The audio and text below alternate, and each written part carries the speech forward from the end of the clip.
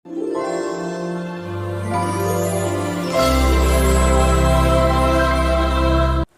दोस्तों, स्वागत है फिर से आपका हमारे चैनल पुस्तक ज्ञान में। दोस्तों, आज के इस वीडियो में फिर से हम लोग बात करेंगे क्लास 9th के इंग्लिश का एक बड़ा ही खूबसूरत सा कहानी है, ईश्वरन द स्टोरी टेलर। तो चलिए दोस्तों, आज हम लोग इस कहानी का ब्रीफ हिंदी एनिमेटेड समरी को देखेंगे। तो चलिए देर ना करते हुए इस वीडियो को शुरू करते हैं और देखते हैं इस कहानी में हमें कौन से भूत से पाला पड़ता है। तो चलिए कहानी की तरफ हम लोग आगे बढ़ते हैं।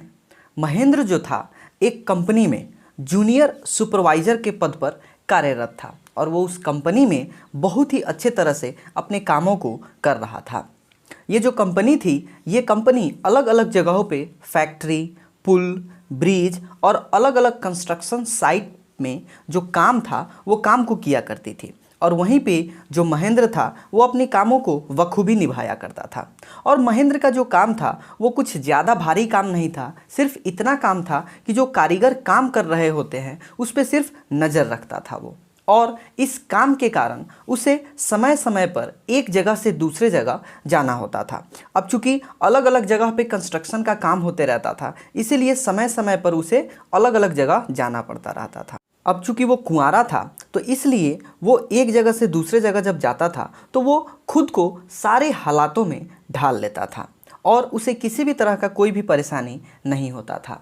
महेंद्र का ईश्वरन नाम का एक रसोइया भी था और उसे खाना बनाने का उसके अंदर एक बड़ा ही खूबसूरत सा योग्यता था। वो अलग अलग सब्जी और अलग अलग प्रकार के जो व्यंजन था उसको पलक झपकते ही बना दिया करता था। बहुत ज़्यादा स्वादिष्ट भोजन बनाने के कारण जब भी महेंद्र कहीं भी उसका ट्रांसफ़र होता था वो ईश्वरन को अपने साथ लेकर ही जाता था। इसके साथ साथ ईश्वरन में एक सबसे ज़्यादा जादुई तरीका से उसे खाना बनाना आता था, जिस खाने को महेंद्र जो था वो बड़ा ही पसंद किया करता था। महेंद्र कुछ खाने के साथ ही सुबह सुबह अपने काम को करने के लिए घर से ऑफिस के लिए निकल पड़ता था। और इसके बाद जो है महेंद्र जब चला जाता था तो जो ईश्वरन था वो जो भी घर हुआ करता था उसको अच्छी तरह से संवारता था। इसके साथ साथ घर में पड़े जो भी कपड़े होते थे उसे धोता था और प्रार्थना करते हुए वो भगवान का नाम लेते हुए अपना स्नान भी किया करता था। जब दोपहर का खाना जब वो खा लेता था तो थोड़े देर सुस्ताने के लिए जब वो मेज़ पर लेटता था तो उस दौरान वो एक कहानी के किताब भी बड़ा ही रोचक तरीका से पढ़ता था। इसके साथ साथ ईश्वरन जो था उसमें कहानी कहने का एक बड़ा ही अद्भुत तरीका था।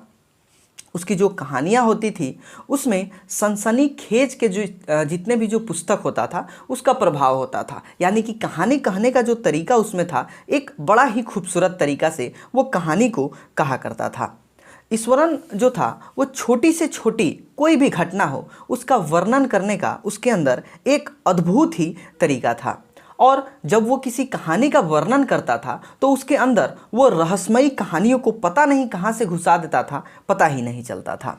इसके साथ साथ जब भी वो कोई कहानी कहता था तो उसमें सस्पेंस को क्रिएट करता था। इसके साथ साथ वो चूँकि ज़्यादा इमेजिनेटिव था, ज़्यादा सोच विचार के अपने कहानी को कहता था, इसलिए बड़ा ही रोचक तरीका से वो कहानी को सुनाता था और जो भी उसके कहानी को सुनता था वो उसका फ़ैन हो जाता था। एक दिन ईश्वरन ने एक हाथी की कहानी सुनाई और वो जो हाथी था जहाँ से लकड़ी उकड़ी उठा के रखा जाता है वहाँ से भागकर वो किसी दूसरे जगह जंगलों से घूमते हुए किसी शहर की तरफ वो बढ़ जाता है। और इस दौरान वो रास्ते में पड़ने वाले जितने भी जो पेड़ पौधे थे, जितने भी छोटे प्लांट थे, पौधे थे, उन सभी को कुचलते हुए आगे की तरफ बढ़ जाता है। अब इस दौरान कहानी कहते कहते ईश्वरन जो है वो अपने जगह से उछलने और कूदने लगता है, क्योंकि उसे कहानी कहने में बड़ा ही मज़ा आ रहा था। उस जंगल से निकलकर जो हाथी था वो शहर की तरफ आता है और शहर में आके जितने भी फलों के जो दुकान लगे हुए रहते हैं उन सभी फलों के दुकानों को वो तोड़ देता है। सभी लोग डर कर इधर उधर भागने शुरू कर देते हैं। वहाँ पे आसपास में कुछ विद्यालय भी रहते हैं, उसमें जो विद्यार्थी हैं वो अपने क्लासरूम में जाकर छुप जाते हैं। पूरी तरह से जितनी भी जो गलियाँ थी वो सभी गलियाँ खाली हो जाती है। उस समय जो ईश्वरन था एक छोटा सा बच्चा था और वो भी विद्यालय में स्कूल में पढ़ने के लिए गया हुआ था। जब वो देखता है तो उसे समझ में नहीं आता है कि आसपास क्या हो रहा है, और अचानक उसमें पता नहीं कहाँ से कुछ हिम्मत आ जाती है और वो उस हिम्मत को बटोर कर एक छड़ी को लेता है और उस छड़ी को लेकर वो हाथी का पीछा करने लगता है। हाथी जो है वो आगे आगे जाता है और ईश्वरन जो है उस छड़ी को लेकर पीछे से पहुंचता है। जैसे ही हाथी ने ईश्वरन को देखा वो चिघाड़ मारता है और गुस्से से अपने पैर को पटकना शुरू कर देता है। वहाँ पे खड़े सभी लोग पे जादू जैसा प्रभाव हो जाता है।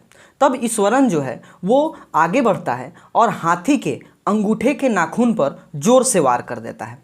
पता नहीं क्या होता है और जो हाथी है वो पूरी तरह से कांप कर नीचे गिर जाता है। कुछ समय के बाद जानवरों के डॉक्टर को बुलाया जाता है और 2 दिन के बाद जो है वो हाथी जो है उसको महावत फिर से वापस जंगल में लेकर चला जाता है। सभी लोग ईश्वरन से पूछते हैं कि उसने ऐसा कैसे किया, तो वो कहता है कि उसके पास एक जापानी कला कराटे जो है वो आता है और उसी से उसने हाथी को जो है वो मार गिराया है।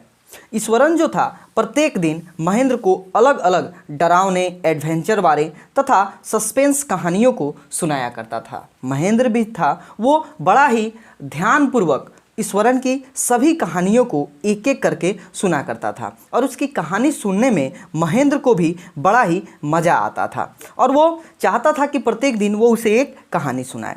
एक दिन जो है ईश्वरन महेंद्र को कहता है कि वो आज रात खाने के लिए कुछ स्पेशल बनाएगा, क्योंकि वो जो दिन था वो उनके पूर्वजों के लिए दिन था, यानी कि अपने पूर्वज के लिए कुछ उस दिन बनाया जाता था। इसलिए ईश्वरन ने कहा कि आज हम लोग कुछ स्पेशल बनाएंगे। यह सुनकर महेंद्र जो है वो हामी भर देता है और कहता है कि तुम्हें जो मन है वो तुम बना सकते हो। महेंद्र जब शाम को रात को अपने घर वापस लौटता है तो खाने को खाकर वो बड़ा ही खुश होता है और कहता है कि तुमने आज बहुत ही अच्छा डिनर बनाया है। जब डिनर समाप्त हो जाता है तो ईश्वरन जो है वो महेंद्र को उस जगह के बारे में कुछ बताता है। वो बताता है कि ये लोग अभी जहाँ काम कर रहे होते हैं, जिस फैक्ट्री के पास काम कर रहे होते हैं, वो कुछ समय पहले कब्रिस्तान था और उसके सामने एक बार रास्ते में बहुत सारे जो खोपड़ी था वो भी उसे देखने को मिला था। और वो यह भी बताता है कि रात को उसने भूत को भी देखा हुआ है। अब चूंकि वो बहादुर था इसलिए वो भूत को देखकर जो है वो कभी भी नहीं डरता था। इसके साथ साथ उसने यह भी बताया कि वो जो भूत था वो एक्चुअल में एक भयानक महिला का एक भूत था और वो जो महिला थी वो अक्सर भूत बन के उसे डराया करती थी। इसके साथ साथ वह यह भी बताता है कि वो जो महिला है उसके जो बाल है वो उलझे हुए हैं, वो खूबसूरत भी नहीं है और उसके हाथ में एक बच्चा भी है। ईश्वरन को इस प्रकार से कहता सुनकर महेंद्र जो है वो डर से कांप जाता है। वो ईश्वरन को कहता है कि तुम बिल्कुल पागल हो और उसने यह भी बताया कि भूत प्रेत नाम का कोई भी चीज़ नहीं होता है और ये हमारे मन की उपज होती है। उसने ईश्वरन को यह कहा कि तुम जाओ और अपनी डॉक्टरी इलाज कराओ और ये कहते हुए वो सोने के लिए चला जाता है। अब चूंकि उसके मन में ईश्वरन की जो कहानी है वो हमेशा घूमते रहती है। उस समय से महेंद्र को हर रात बेचैनी होती रहती है। हर एक रात वह यह देखने के लिए कि शायद उसके खिड़की से बाहर कुछ हलचल तो नहीं हो रहा है, हमेशा अंधेरे में घूरकर देखा करता था।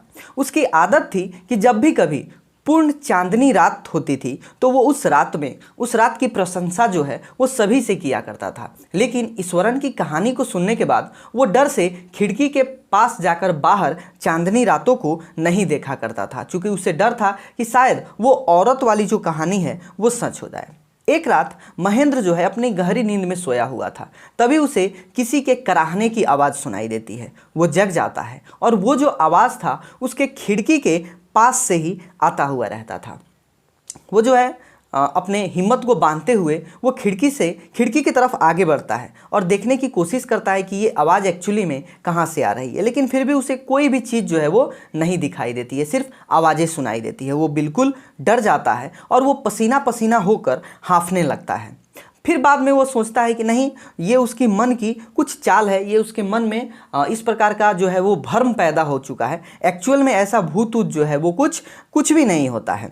अब जो है अगली सुबह जो है महेंद्र जो है उठता है और फिर से अपने ऑफिस जाने के लिए तैयार होता है। रात की बातों का डर जो है उसके दिल से अब लगभग जा चुका होता है। तभी ईश्वरन जो है उसके सामने आता है और वो उस भूत के बारे में बताता है। वो कहता है कि आप मेरी बातों पे विश्वास नहीं कर रहे थे, लेकिन क्या कल रात आपने भी कराहने की आवाज़ सुनी? मैंने तो रात भर एक लड़की की कराहने की आवाज़ सुनी है। यह सुनकर जो महेंद्र जो है वो पूरी तरह से ठंडा पड़ जाता है और उसके शरीर में एक ठंडा करंट सा दौड़ना शुरू हो जाता है। फिर भी वो अपने ऑफिस जाता है और ऑफिस जाकर वहाँ पे अपना ट्रांसफ़र लेटर जो है उसको केबिन में रख देता है और कहता है कि मुझे अब इस भूतहा जगह पे थोड़े देर के लिए भी अब नहीं रहना है। और वो वहाँ से ऑफिस से निकलता है और कहता है कि वो इस भूतहा जगह को, इस भूतहा स्थान को छोड़कर जल्द से जल्द यहाँ से निकल जाएगा, क्योंकि उसके अंदर जो है अब जो डर है वो पूरी तरह से बैठ जाता है।